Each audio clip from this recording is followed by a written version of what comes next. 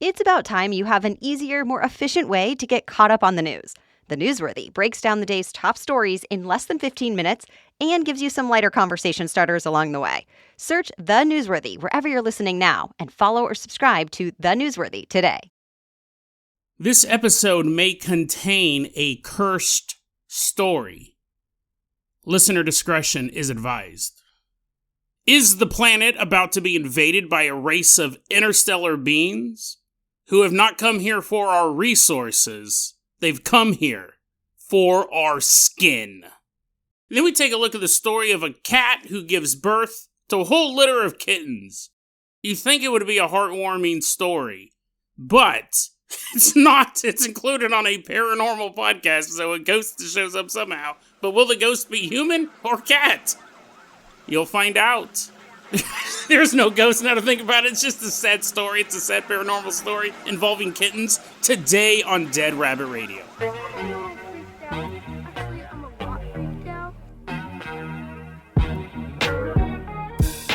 Hey everyone, welcome back to another episode of Dead Rabbit Radio. I'm your host, Jason Carpenter. I'm having a great day. Hope you guys are having a great day too. I hope you guys are having tons of fun doing whatever you're doing. We got a ton of stuff to cover today, so first off, everyone get on your feet and give it up for Robert. Woohoo, yeah, Robert's running on into Dead Rabbit Radio Command.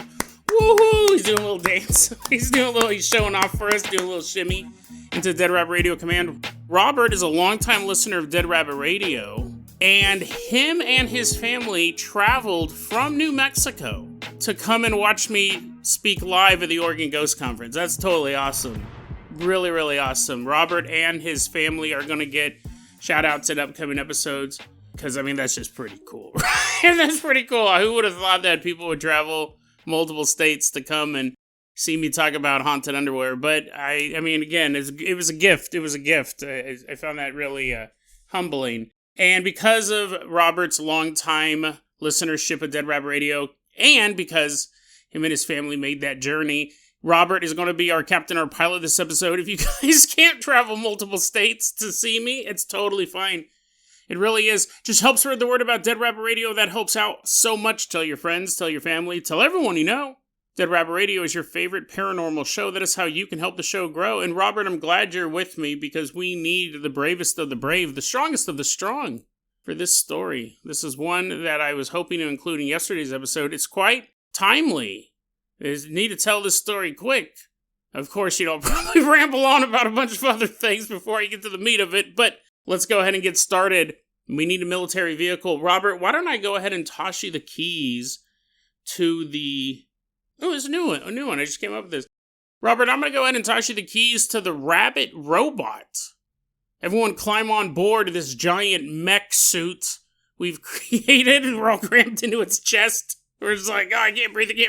Robert, hurry up and start moving this mech. He's like, I don't know how to use this thing. I don't even think he uses keys. I think he uses some sort of DNA login.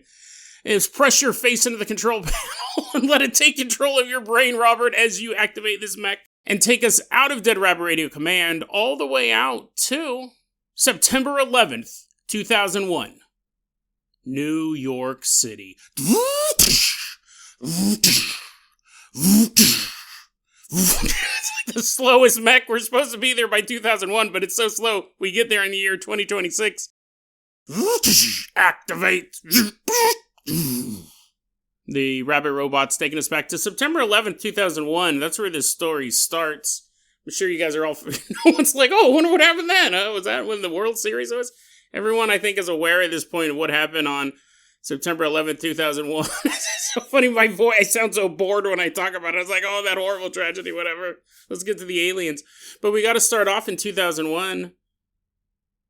Actually, it goes back a little bit further than that. Climb back into the robot. We're headed back a couple more years. Activate. Jump back out. So we're about to meet this young boy. We're going to call him James. It's the 1990s, so it actually is before September 11th. But James, as a little boy, had this weird quirk, I guess would be one way. That's what you would call it at the time. He liked to draw pictures like so many kids do. But he would draw these pictures, and a lot of them would include a drawing of two large rectangular buildings on fire. he would always include this illustration of these two rectangles. I mean, we know obviously what it is now, but at the time, people just thought it was a weird quirk. Why do you keep drawing that? Well, eventually, September 11th, 2001 happens, and everyone in his family, people who knew that he had drawn this type of imagery for a long time, it really scared them. In fact, he stopped drawing it after that part, and he was still a little guy when it happened. He wasn't like, oh my God, as he's watching CNN and he goes, the prophecy is real. He was still a little guy. He wasn't thinking anything about it. It wasn't until he got older, he came across some notebooks. He came across some notebooks that his parents had saved of his drawing. They're like, oh, the memories when those buildings weren't engulfed in flames, and our son only envisaged it. They had some old drawings of his, some old notepads, and he found them as he was older. He's like a teenager at this point. And he looks at him and he's like, oh my God, I drew the World Trade Center getting destroyed multiple times as a kid. And he asked his parents about it, and they said, yeah, you did that a lot. You did that a lot. He didn't remember it. And they go, we actually had these drawings. We kind of didn't want to talk about it, right? Obviously. And it was kind of scary, and we don't want you to think about it anymore. So we, probably destroyed 90% of your artwork. He's like, I've always wondered why I didn't have anything up on the fridge. He goes on to say that his family... Now, he goes on to say, he posted this online back in 2016. This story was posted a long time ago. I just found out about it this last weekend. He posted this back in, I think it was November of 2016. He goes, my family has had a history of being able to have visions of the future, particularly disasters. His own mother, when she was growing up between the 60s and the 80s, she could predict plane crashes.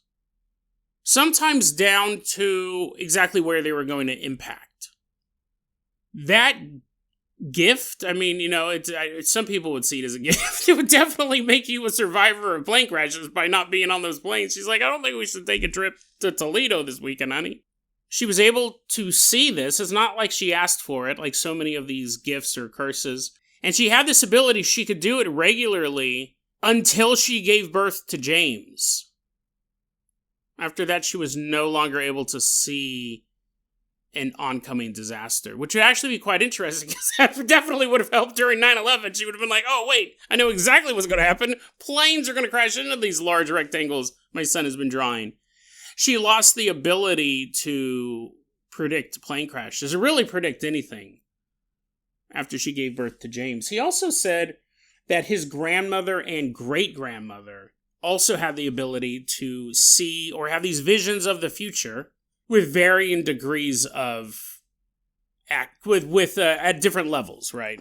Not all of it was always as specific as his mother's, because she could see the plane crash and the point of impact. He just saw buildings burning, 2 large rectangles burning. He could see these details, but he didn't know what they were. James doesn't really see this as a gift. He says it actually makes him really concerned. Really concerned a lot of the times, because which thoughts of his are his own and which ones are visions of a disaster. And we all think dark thoughts, right? Our minds tend to wander to dark places. But I can go, I was just sitting there. I did watch a bunch of torture porn last night. And now I'm sitting here in the morning eating cold chicken and drinking a Diet Pepsi. And I'm thinking, I wonder if you could make a cake out of enough acid that if you pushed the woman's face into the cake, her face would melt off and she'd go blind. I watched a movie last night called Your Host. It's actually pretty good, right? If you're into torture porn, which so many of you are, you perverts, it's pretty good. I watched it. I don't like to use the term I enjoyed it, but when, it was pretty gross, right? It was pretty gross. It was, but anyways, I watched that movie and I go, that's pretty interesting. I've never seen a person killed with a pneumatic press before. It was disgusting, actually. It was pretty gnarly. I kind of wondered if they used a real human when they did it. I'm sitting there and I'm thinking about a cake full of acid that you push someone's face into and their face melts off. Which is actually in the movie. It's a weird movie, but it was the girl's birthday. The point is that I'm not then worried that might actually happen to somebody close to me, or even somebody I don't know.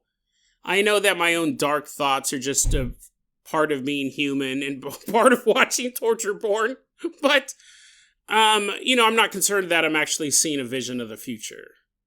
This dude not only has that concern, it's a valid concern. And that is all kind of the groundwork for the story we're about to talk about. Because what we're going to talk about is a dream James had. And while it is an exceptional dream, just as far as the details goes and the length of the dream and all of that stuff, at the end of the day, it's a dream. And longtime listeners to Dead Rabbit Radio know I don't give a lot of credence to dreams meaning something. But when you have someone who can see into the future, coming from a line of people who can see into the future, you do have to wonder if there's something to this. And the fact that he dreamt about this in 2016, and now we are here in 2026, and things are kind of lining up. So now that you guys kind of know the score, know who this guy is who has this vision, this dream, however you want to call it. Robert, I'm going to go ahead and toss you the keys to the world-famous Carpentercopter. We are leaving behind the past. We're headed to an abandoned, war-torn neighborhood in the not-too-distant future. We're in the near future, and we find ourselves in an old, dilapidated house. We're kind of huddled around a small fire in the middle of this house. And you're like, what? This is a horrible future to be in. I go, shh! Do you want them to find us? And you're like, what? What are you talking about? You're talking super loud. You're all, what? What did you say? Shush! What does that mean? You're yelling. Shh! Sit down, I say. Or they'll find us. And everyone who's huddled around the campfire, except for you, know what I'm talking about. They all nod their heads. They go, oh yeah, we don't want them to find us. They're the worst. And you're like, but who's them? I don't understand any of this stuff. And that's when you hear, hello? Robert, is that you? And everyone in the room is suddenly calm except for Robert. He's like, oh, what? Huh? Is that the voice of my mom, who also came to the ghost conference? Honey boy. I don't know if she actually calls Robert honey boy. But anyways, for the sake of this story, honey boy Robert, come on out. Your mom misses you. And Robert goes to get up. He goes, listen, I know we're trying to evade shape-shifting aliens who can imitate human voices, but maybe that's my real mom. Mommy? Robert says, and he gets up and we're all like, Robert, no, that's not your mom. But I don't know, it might be, he says. And he walks to the front door and he opens it up. And we're just all hiding. We're all being perfectly still.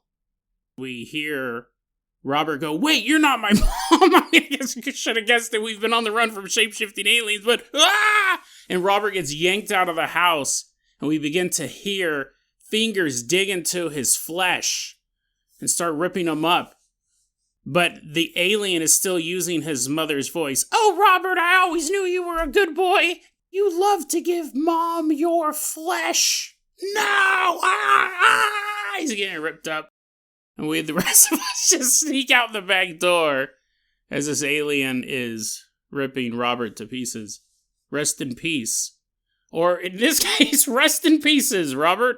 This young man we'll call James had this terrifying vision of a future where these aliens invade. And I'm going to tell you the alien story yet, and then I'm going to tell you some of the reasons why this might actually be a legit vision of the future. I'm going to kind of tell the story backwards. I tried recording it the first way where I kind of laid everything out to why I think it might be real. It just wasn't as exciting.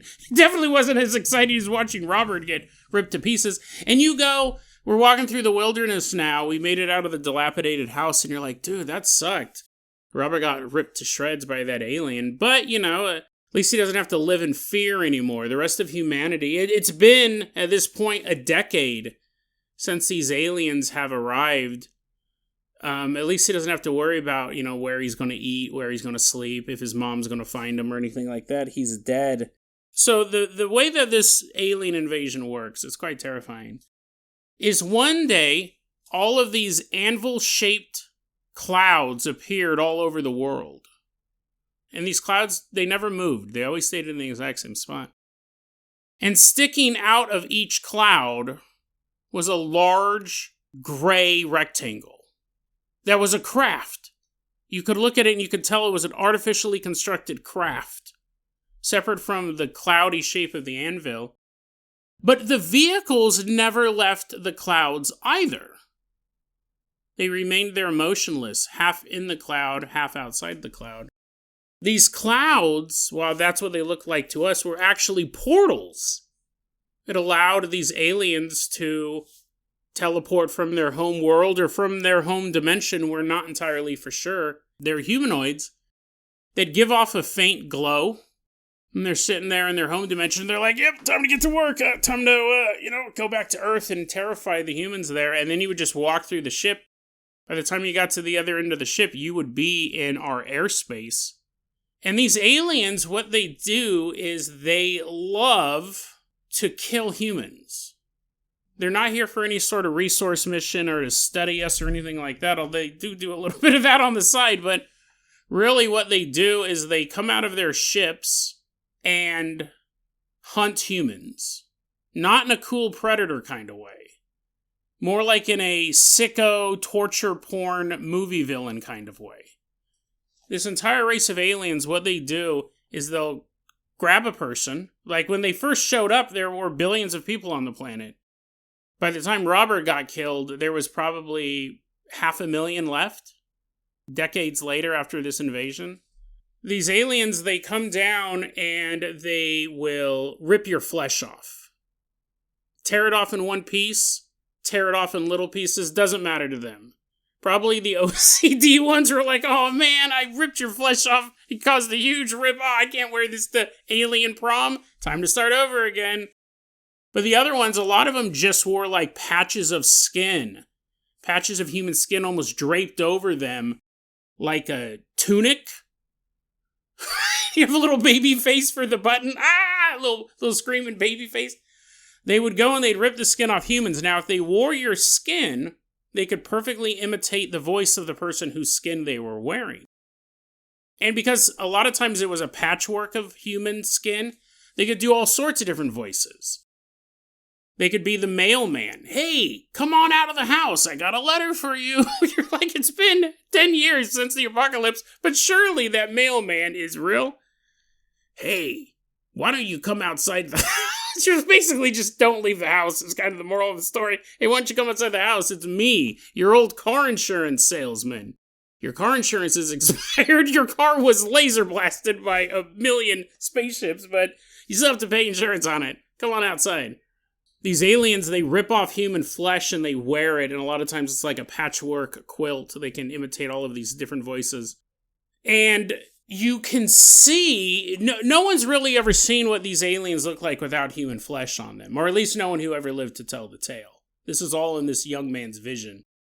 This vision that he had was a dream that lasted 70 years. So it is much like the patchwork of skin these aliens wear. It's a patchwork of information he gathered living in this possibly soon-to-be reality for all of us. They'd wear our flesh and they'd imitate our voices. But here's the thing, that would be bad enough. If aliens were coming down to steal our water, that would be a fight for survival, and we could be like, oh, dude, we can take them on, and we'd have like these battleships and these jets flying around shooting aliens. They're like, retreat. That's the aliens saying that, not us, because we're the winners. We defeat the aliens. But if aliens were showing up in mass, if it was an invasion, it had nothing to do with we're used to wars over resources. We're used to wars over territory. Humanity is not used to a war against an enemy that simply wants to inflict as much pain as possible on you. And there will be no peace treaties, there will be no compromises, nothing. The compromise is they want your flesh. You go, okay, well, that would suck if we had a mass invasion of psychopaths. They have this technology we just can't defeat. But it's more than that. They'll take your skin off and liquefy your remains. So you're able to buy enough time, your family's like in the house. Like imagine the early days of this invasion, right? You just see these vessels up in the sky And then all of a sudden, you just hear screaming. Everywhere you look, everywhere you can hear, screaming as your neighbors are just getting their flesh ripped off of them. And then you see your neighbor walk out of their house, but it's not. It's like some guy wearing a... Max Kramer would be the king of these guys. Maybe he's their forward scout. But you're sitting there, you already look up and you see this weird UFO in the sky. You hear reports of them all over the place, and then you hear your neighbor screaming, and you walk outside, and you see your neighbor's face and half of her chest flesh loosely draped over this being, and it's calling out in her name, "Help, help, help, I need a hug." I need a hug. You're like, oh, she always did need hugs, so she was always a very needy neighbor. You just see this creature walking out, and then you start to hear screams throughout all of the neighborhood as your neighbors are getting ripped to pieces. And you go, okay, family, this is what we've all been worried about. The flesh rippers from planet wherever, these guys from the Anvil clouds. Grab your bug-out bags, kids, let's go. And then as your family's getting in the car, a couple of these aliens show up, and they're like, come give us a hug. Come give us a hug. And you have to buy some time for your family to get away, so you valiantly, yet these things are actually faster and stronger than any human, even the children, even the younglings of this alien species. James said through the 72 years where he experienced this reality, he had never, ever, ever seen one of them killed in combat.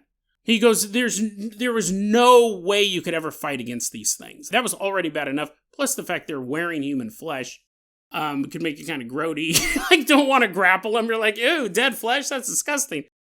You hold the aliens off long enough for your family to get in the car and drive away. They rip your flesh off. You feel the pain of cold alien fingers digging underneath your skin, because it's not like they're showing up with scalpels and stuff. They want to make it painful. They de-glove you. They pull the skin right off of you, and then you're screaming in pain, blood everywhere. You're rolling around on the grass. You're itchy too. You're like, oh no, I'm itchy, and I have no skin. Little chiggers, little grass bugs biting your exposed muscle tissue. Really kind of being a bit of a drama queen about it. But, it's going to be over soon. The aliens then liquefy you, turn you into just a goo. And as your family is driving away in their station wagon, they look and they see their dad. Papa, no! Just get turned into goo. And you're like, well, at least it's over for him. He did suffer for a couple minutes as they ripped his flesh off. That would be terrible if that was the end of the story, but it gets worse. What happens is these aliens have technology. They'll scoop up your goo and take it to one of their bases and put the goo you into a device that resembled a dryer. And now you are still alive. You're still alive. You have all of your senses and your mental acuity. You know your goo in a big metal box in a warehouse full of other big metal boxes of goo, other people, and you're just in that mental prison. They don't let you die. You exist as this goo form, and you're like, oh my god, no, but it probably sounds more like blah, blah, blah, blah, blah. And you go, well, yeah, that would be horrible, being kept alive in a painful state of nothing but pure ooze. But it gets worse. Because then, the aliens, they love to do this, they would go, every so often, go to these warehouses that were on Earth. They constructed these on Earth. They'd go to a warehouse, and they'd be walking around, and they go, you know what? I bet you this guy was fun to kill. And they'll pull the goo you out of their box, turn you back into a full-blooded human. I mean, you're still a human, but you were goo human. You were a gooman, and now you're back. You're like, what? Oh my god, the nightmare is finally over. I have my flesh back. Yay! But then you look and you're surrounded by these aliens, and what do? They rip your flesh off again and make new suits out of it, and then turn you into liquid and throw you back in the metal box. They would keep bringing you back to life, or reconstituting you might be a better term for it. They never let you die. And they're around for decades. They had an occupation that lasted around 70 years on Earth, according to this vision. So, if you got caught on the last day they're there, you're like, oh no, I'm goo. You're just all kind of like, whatever. I know they're going to leave soon. You're all surfs up. You're making yourself extra splashy. But if it was like day one of the invasion and you got turned into goo, for 70 years you just exist in this metal box and every so often get recreated simply to be tortured again and then thrown back in the box. It's such a horrific idea. Well, actually, no, let me talk a little bit more about their horrible stuff. They also, every so often, would pull out a bunch of people out of the metal boxes in liquid form, and they would fill up this giant pool of goomans.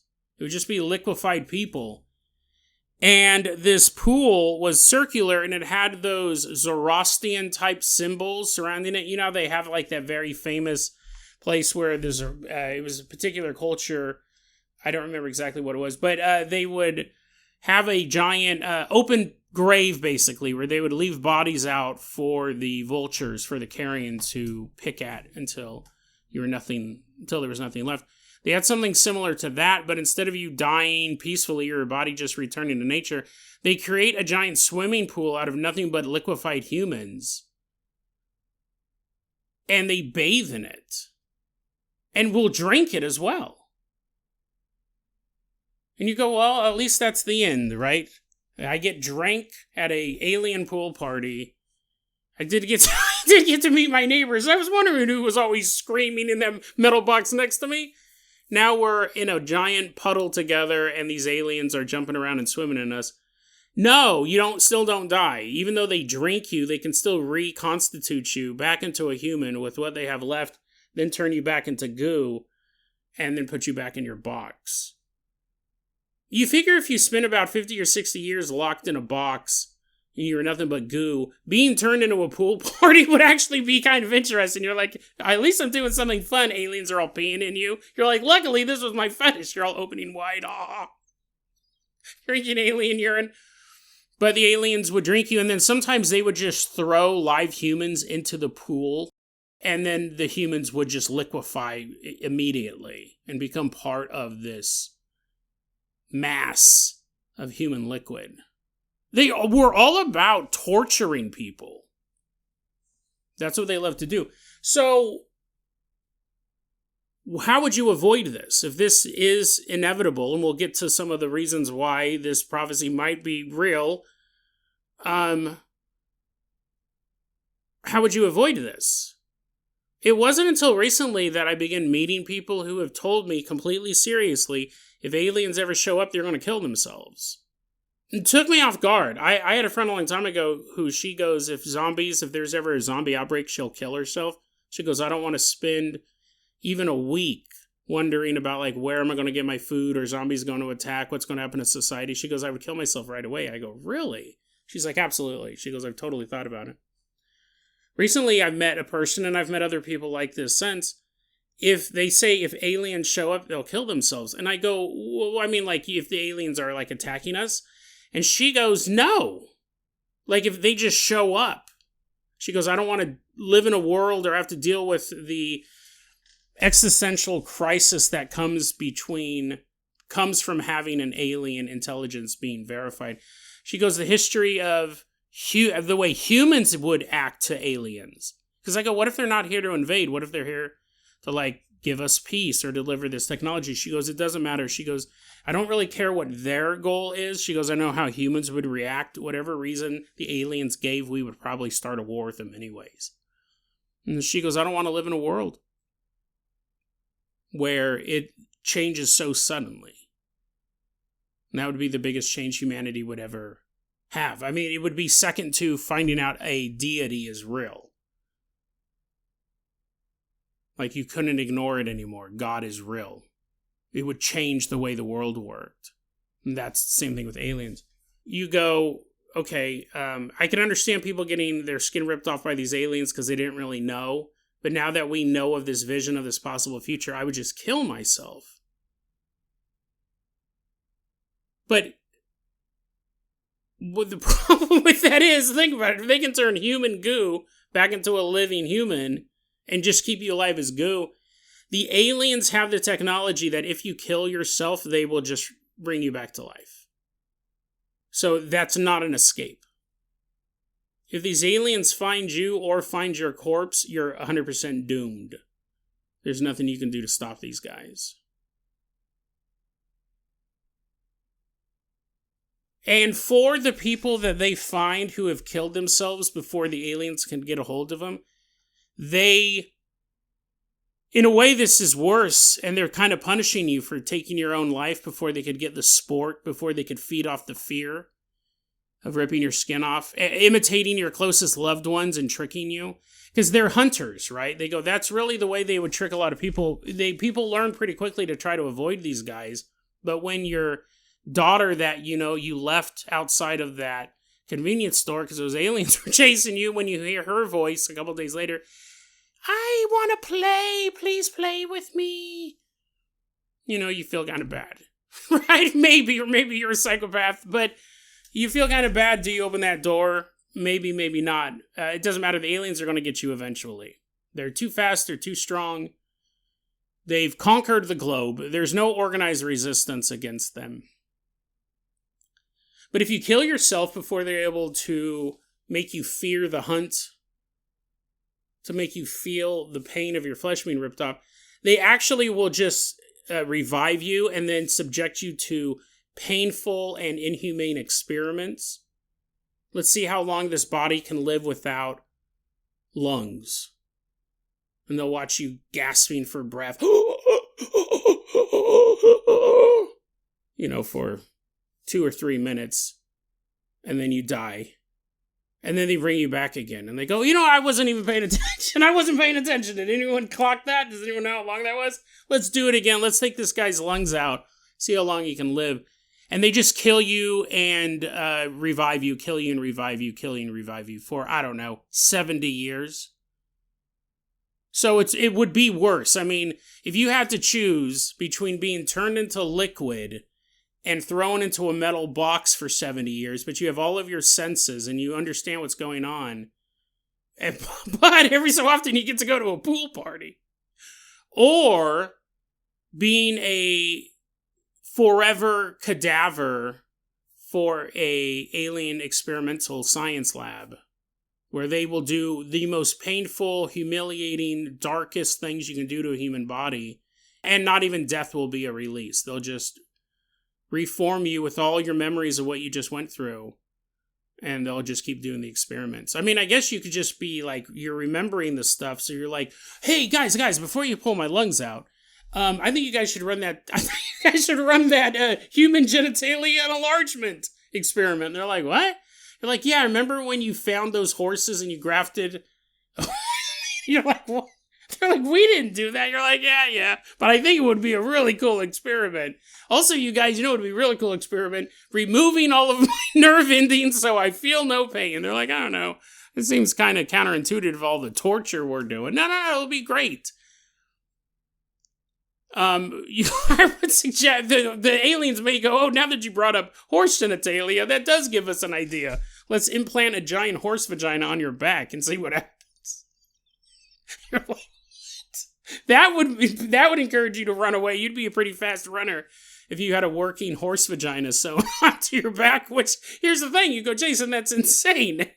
Please tell us that was in your notes and that didn't pop into your head out of nowhere. Unfortunately, it did pop in my head, but think they would be able to do experiments like that. You could wake up one day and you're nothing but a horse vagina.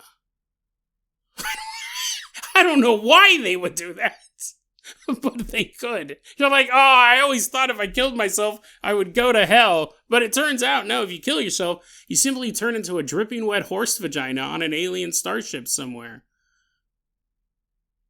So, these aliens take over the planet. There's just really nothing you can do to stop them. And they continue to hunt humans for around 70 years. That's kind of the time limit that's given by the person who had this dream / vision / prophecy.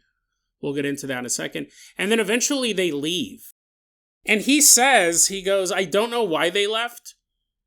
I can kind of make some guesses. Basically, either they were all done having their fun on Earth. One guy turns a human into a horse vagina, and alien high command goes, okay, guys, we're done here. That's the grossest thing you could have possibly have done. Why'd you bring it aboard the ship? I want to keep experimenting with it. Okay, fine, but we're wrapping this up, right? I mean, if this is what you did on a Tuesday, I'd hate to see what you do on the weekend.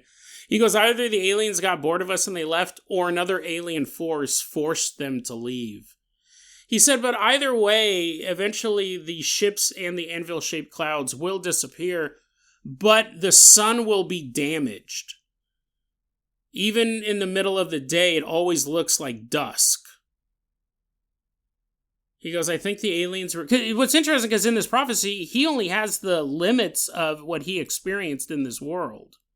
He doesn't have the, director's commentary. He doesn't have all of these memories of sitting in military meetings where they're discussing all this stuff. He's just an observer. He goes, the sun is damaged by the time they're left. He goes, I think they used it as their power source, but I also think that they damaged it on purpose because that's who they are. They could have left and the sun could have been fine, but they really wanted to torture humanity. Eventually they do leave, and they seem to be replaced. This is when the dream ended. They seem to be replaced by some sort of night predator type species. He goes, almost like a dog. He goes, I think if anything, it was something they brought with them, like a hunter animal. Like we use hounds to hunt foxes. He goes, it kind of seems like they brought something down with that, like that with them, and then when they left, they just kind of left it on the planet. So he goes, even after the aliens left, you still had humanity on the run at night. They had to look out for these monsters, which he never saw, because by the time he saw one, you're already dead. Oh, and here's the thing. So this is the segue. You go, well, Jason, you said there was 2 ways to avoid getting turned into goo. One of them was suicide, and that would be the worst possible thing. What was the other one? The way that the narrator survived this dream was he went out into the middle of nowhere. He said that was the only way. You had to just disappear. You had to leave society. And maybe you stood a chance of being able to last against these. You couldn't fight them. Maybe you could evade them. And he goes, the earlier you left society to just go out in the middle of nowhere, the less likely you would ever be tracked. In fact, there were certain things leading up to the alien invasion that were kind of cutoff points for when you could safely get away. By the time the ship showed up, it was already too late. I mean, you could possibly, because the narrator did, he was just in hiding for decades. But that was rare, that he lived that long, that people who did that lived that long. The people who lived the longest were the people who left way before the aliens showed up. Just walked out of their homes one day, never to be seen again. Until maybe they run into a survivor group 30 or 40 years into this alien occupation. He goes, there's going to be a couple key things that are going to happen before these aliens show up. Russian expansionism. Middle East falling apart. He said every country but Israel basically fell apart. So look for these signs. A Middle East uproar. Russia trying to expand its borders. Political division within the United States, leading to a quasi-civil war. You go, Jason, I mean, come on. That stuff is obviously going on right now. He's just the guy who had this dream or whatever. This dude wrote this in 2016. He wrote about this in 2016, and he goes, look out for these signs. Russia expanding its borders. And you go, well, Jason, also, those countries have always been expanding their borders. Middle East, I mean, you had Arab Spring shortly before 2016. It wouldn't be hard to say. I think in 2016, you couldn't predict the level of political division we have today in the United States. Even someone who loves politics, who follows it all the time, It's way worse than I've ever seen it. I love politics. It's way worse than I've ever seen at any point in my life. The political division. Russia expansionism, chaos in the Middle East, U.S. huge political division leading to civil war. Mexican nationalism. That was one of the things. He goes, when Mexico starts to unite as one country, Mexican pride, they basically want to become a player on the world stage. That's another sign that this alien invasion is coming. But there will be a cutoff point. Eventually, Russia aligns themselves with Mexico and they go to invade the United States. 36 nuclear bombs are detonated in the Gulf of Texas. And about at that, when those nuclear bombs go off, the kid having the dream, James having the dream, loses all connection with the outside world. At that point, there's no more mass media. So he doesn't hear what anyone else is talking about these aliens or how anything else is going around the world. Everything's knocked out during this nuclear strike in Texas. He goes, I don't know who started it. I just remember watching television. They were talking about this chaos in Texas, and dad turns to the family, James's dad turns to the family and says, I think World War III just started. And then all of a sudden, the television goes dead, and from then on, there's no more mass media. But there's a key element in there, right? You can't go, the Middle East is on fire, I'm going to go up into the woods, no one's ever going to see me again. But the cutoff, he said this was the cutoff. If you wanted to safely get away from these aliens, the one guaranteed point that if you left before this happened, you would be fine. He said a space station is going to deorbit and crash into the planet. He goes, it doesn't crash into a city and kill millions of people. It's not a big dramatic thing. He goes, but I just know as a fact that if you wait until after the space station deorbits, and he goes, I don't know if it was planned. I don't know if it was an act of terror, military. He goes, I don't even know if it was the International Space Station. Could have been a Chinese space station. I don't know, because he was just living in this world, this prophet world. He said, if you wait until after the space station is deorbited and crashes into Earth, your chances of survival are slim to none. If you leave before then, you stand a chance. You know what's interesting is, so I got a lot of stuff to talk about. Actually, some stuff happened while I was editing this episode that made me put that cursed warning bit. I'm recording this after the fact, and I'm wrapping up the episode. I got a lot of stuff to talk about, but really, what we're talking about here is this guy has this dream, this vision, this guy who claims to be able to see the future, saw this horrific one, and does it coincide with the idea of why all of these NASA scientists and space scientists have recently gone missing or been murdered? Two different things going on, right? Gone missing. We covered that on yesterday's episode. We don't have, as far as we know, the next space station that's going to be deorbited is actually scheduled for, I believe, 2030.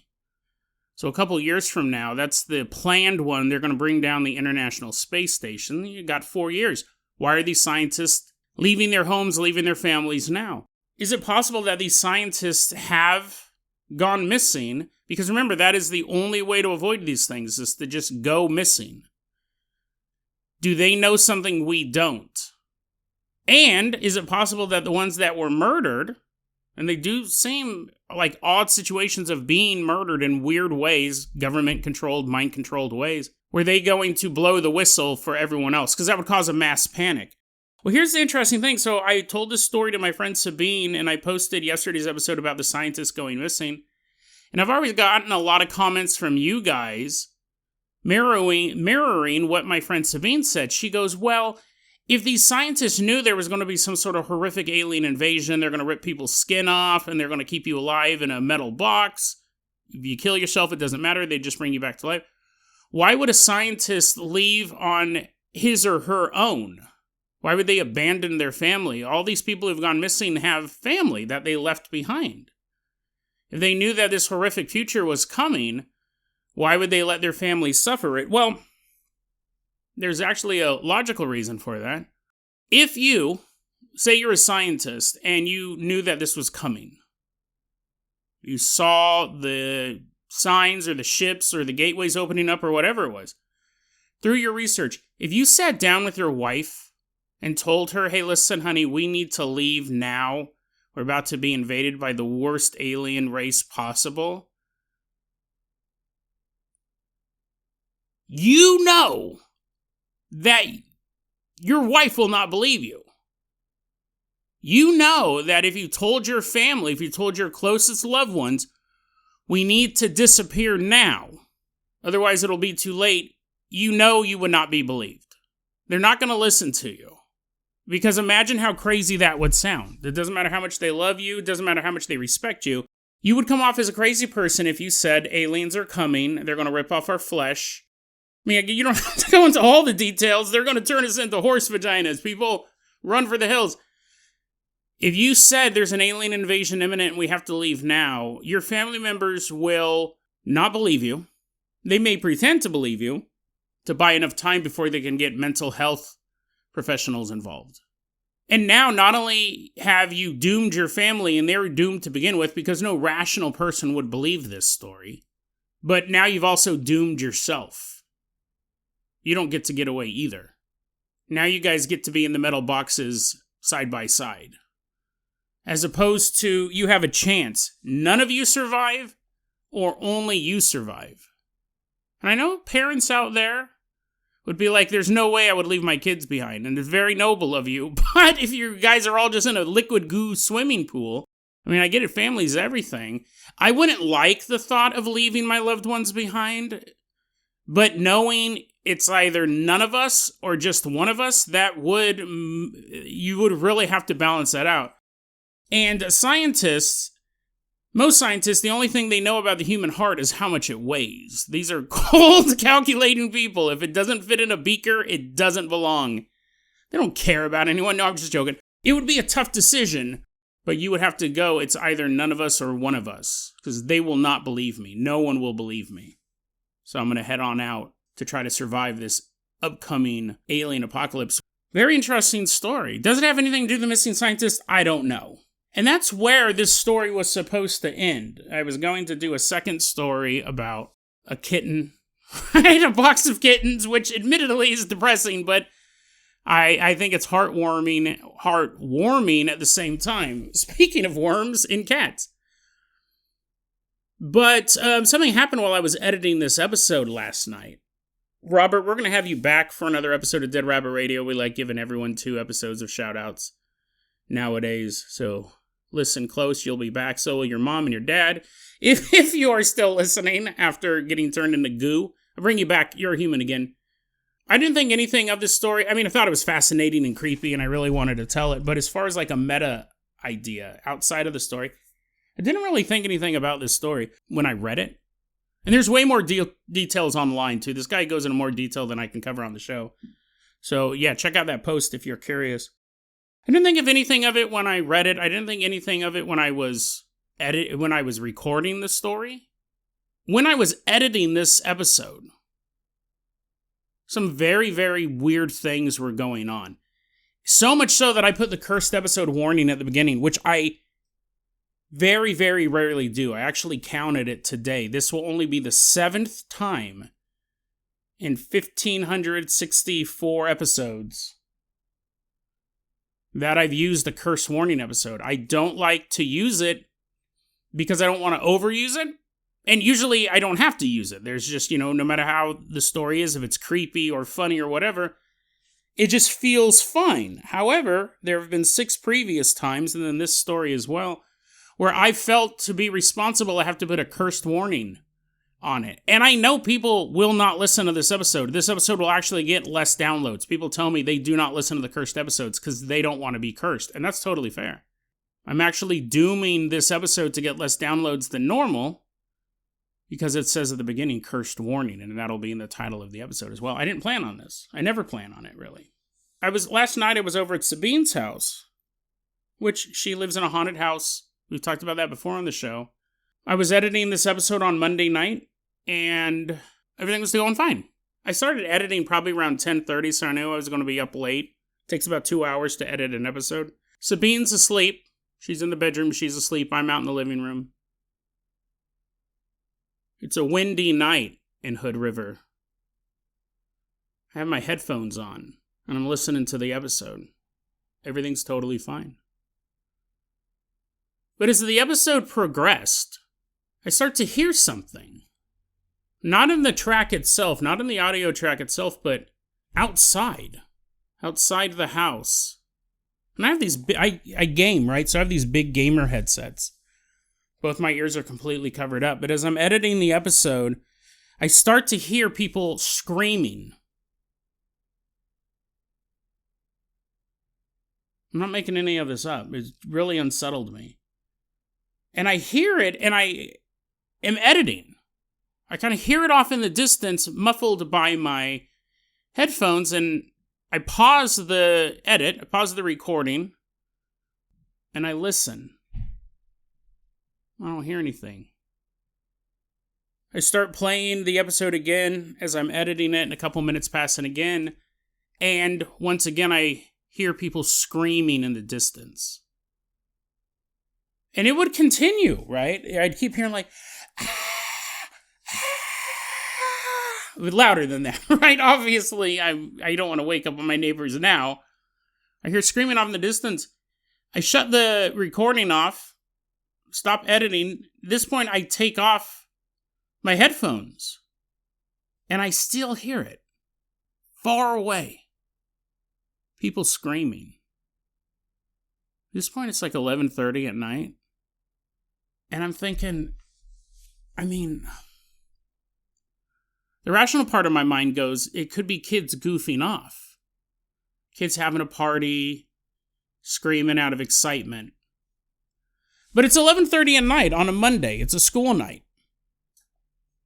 Kids are going to have to go to school tomorrow. Rationally, that's what it could be, but it doesn't really make sense. I'm sitting there listening carefully, and the screams would come and go. I put the headphones back on, right? Because I got a job to do. It's not like it's constant screaming or anyone's like, call 911. No one's telling me how to deal with the screaming. It sounds blocks away from where I'm at. This is a suburban neighborhood. So even if I went outside my house and looked around, it's not like I could see anything going on. It was far away. I put my headphones back on, and because, my mind's always running, always dreaming up stories, I thought, this is crazy. This is how a real-life zombie attack would start. You would just be sitting there. You assume the news is going to come on, and it's going to be like, don't go outside. There's all sorts of rioting going on in downtown Portland. Well, that's normal for Portland, but you know what I mean? Like the newscast saying there's rioting breaking out all over the country. Be careful. No, you'd probably first hear the screams. If there was a zombie outbreak and it had already reached your neighborhood and you didn't have any idea, especially if it happened late at night, you're not watching television, you would hear the screams. You would hear individuals encountering zombies and freaking out, and those screams being cut short as they're eaten alive. When I was thinking about it, I go, because again, I don't know where the screaming's coming from. I'm alarmed, but I don't have any recourse. I go, this is kind of how a zombie movie would start. And I thought about what I would do, because you don't know really what's going on. You just hear screaming in the distance. But if it continued or seemed to be getting closer, I would wake up Sabine and say, we need to make a choice right now. I don't know what's going on. We hear screaming off in the distance. I don't know what's causing it, but it sounds like it's getting closer. We can fortify where we're at now, or we can get in the car and just drive. But we have very little information to know which one is the best scenario. I'm kind of like playing this out in my head. But then I thought, this is what it would sound like if these aliens showed up. I'm not going to say I had a vision, but I had a really intense, imaginative thought. When I was thinking about the zombies moving through the neighborhood, I was thinking about like tactically what to do with limited information. We don't know where it's coming from. We don't even know if it's zombies. We just hear people screaming. Screams are getting closer. That's how my imagination works. But when my mind pivoted to this is what it would sound like when these aliens attacked, I was suddenly overcome with this image of me standing in Sabine's house, just standing there. Like I had just gotten up from the computer as I'm recording, And the next thing I know, my face has gotten peeled off in one quick pull. And there's something in front of me I can't really make out, but it has my face in its hands. It's holding my face. And I'm immediately overcome with the emotion. Like, in this moment, I don't want to call it a vision, but it just felt different than my imagination. It was so sudden and so visceral. I usually have a lot of control over my imagination. I'm standing there in her house and something has ripped my face off and I'm overcome with this emotion. It's not pain, although it hurts. It's not fear, even though I am afraid in this moment. The emotion that impacts me and just, it feels like it oppresses me is sorrow. I'm hit with this very quick blast of overwhelming grief.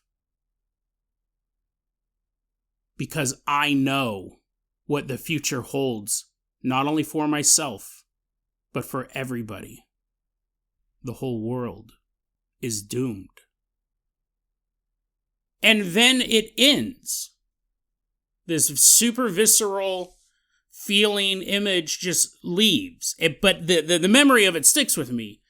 However, I'm still sitting at my computer. I'm just still sitting at my computer with my headphones off on one ear so I can hear if there's more screams, and I get hit with this image of me standing up and something is in the house and it rips my face off, and I'm just so sorry. I'm just so full of grief and sorrow and sadness. Which again is that's not the emotion I would associate with that event. That's what makes it feel like it was outside. I can control my imagination. And if someone said, how would you feel if your face got ripped off by one of these guys? I'd go, I'd be kind of pissed. I'd probably be in a lot of pain. I'd be scared of what was coming next. I would have never guessed sorrow. Sadness. Despair. And that's what I felt in that moment. This image popped in my head. I gotta keep working on the episode. I can't let whatever that was get in my way, I say. So, I mean, obviously a little disturbed, but I keep editing the episode. And with one headphone on, so I can listen to the audio, and then one headphone off so I can listen to the outside world, around midnight, I hear one more scream. And then the screaming stopped. Over the course of about 45 minutes, however long that time period was, I heard the screaming multiple times. Maybe 5 or 6 times. They usually sounded like it was a group of people. You could hear different people, men and women, screaming off in the distance. And I go, you're just imagining stuff. Or maybe people are just having a good time out there. You're up past midnight. There are probably other people up past midnight, not editing an episode, just hanging out. I stayed up and I continued editing the episode. I actually planned on staying up later. I was up till about 1:30. But Sabine's house is haunted. And usually it doesn't bother me. I don't watch spooky movies over there. That seems to kind of give me the sensation someone's standing behind me. So I'll watch like sci-fi or usually sci-fi or action movies when I'm up late at her house. But I'm sitting there and I see something move to my left. It looks like the pillow moved, like someone had not sat down, or it had settled, like someone had like moved it with their hand. I looked over at the pillow and I got the sensation that there was something in the house, but I don't think it was alien. I think it was spiritual. I think it was a ghost. And I start to just kind of hear stuff being moved around in the house, which has become very common recently. Sabine goes every so often, my house gets noisy. And so, I go, it's 1:30 in the morning. I've done a lot of work. I got to work myself tomorrow morning at my other job. Podcast is the main job, and then I have a job for health insurance. But, so I shut down my laptop, and I walked through the house, and I went to bed, and right before I go to sleep, I can still hear stuff kind of moving around in the living room area of the house. And it's interesting because it was a super windy night. But again, you know the difference between a sound inside of your house and a sound outside of your house. And I could hear the wind from the trees outside, but I would just be laying there and I'd hear a type noise coming somewhere from the darkness of the living room. I think it was two separate events. Or it may have been just one event, the haunting of the house, because I have had issues there before. The other thing with hearing the screaming, I don't know what that was. It was definitely, again, coming from outside the house. So the reason why I'm including it as a cursed warning episode is because I don't know if hearing the story, because it's super interesting. Like I said, I didn't feel weird when I read it, and I didn't feel weird when I recorded it. But as I was listening to it, even with all the jokes and stuff, that's when the weird events began. And I'm wondering if by not reading it and not talking about it, but by listening to it, it can cause phenomenon to start. It could be, there could be a million reasons, right? There could have been real people out there screaming because they were having a lot of fun. There was nothing no one in town was talking about people hearing people screaming. I asked Sabine the next morning if she heard anyone screaming, and she said no. Obviously, I could be losing my mind. That's possible. Could be a totally rational explanation. There could be something to the story that's more metaphysical than I thought originally. Aliens, right? Aliens coming down. But the fact that they're coming through portals, they may be closer than we think. They may be able to... I don't know. By listening to the story, you might be opening a gateway. I'm not for sure. But that's the thing. Because I'm not for sure, I wanted to include that cursed warning episode. Because there's something different about editing this episode as opposed to the other 1,500 plus episodes I've done. So just to be careful, I want to put that cursed warning thing in front of it. And now I have to edit all this stuff, this last, 29 minutes. I'll have to edit it down, obviously.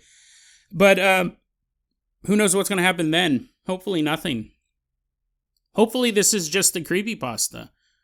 Or maybe a vision of a future that will never come. It happened in one reality, but it won't happen in ours. I mean, hopefully it is just a made-up story. And a really good one at that.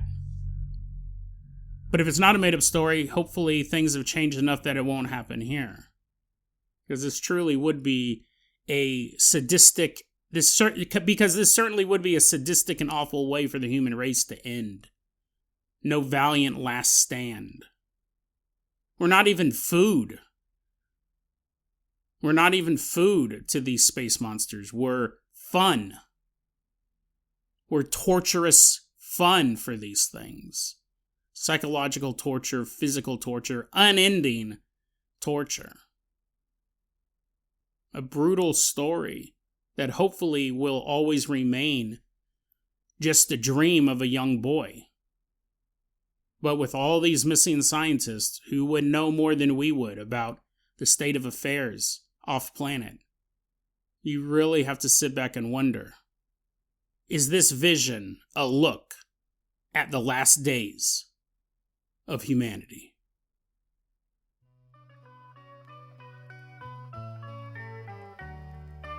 DeadRabbitRadio@gmail.com is going to be our email address. You can also hit us up at Facebook.com/DeadRabbitRadio. TikTok is @DeadRabbitRadio. Dead Rabbit Radio is the daily paranormal, conspiracy, and true crime podcast. You don't have to listen to it every day, but I'm glad you listened to it today. Have a great one, guys.